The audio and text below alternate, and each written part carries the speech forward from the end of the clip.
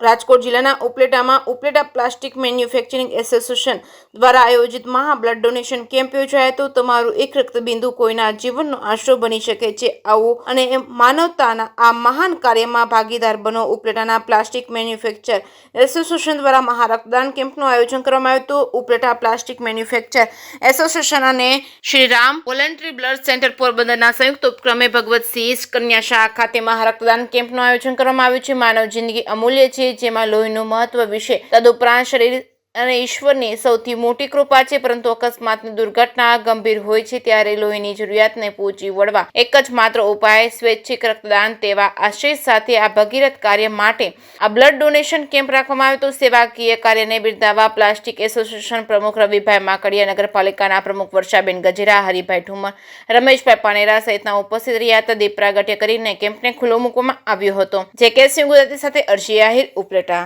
મારું નામ રવિ Makadiya, Upleta plastic industries association પ્રમુખ। આજ રોજ ઉપલેટાની અંદર ઉપલેટા પ્લાસ્ટિક ઇન્ડસ્ટ્રીઝ દ્વારા એક રક્તદાન કેમ્પનું આયોજન કરવામાં આવ્યું છે।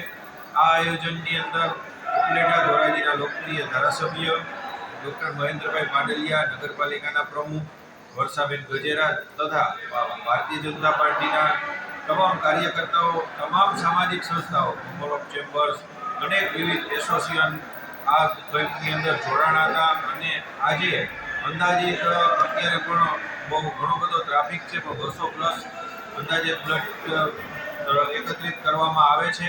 પણ હજી બધી વિવિધ અને અનેક સામાજિક સંસ્થાઓ આની અંદર ભાગ લઈ રહી છે।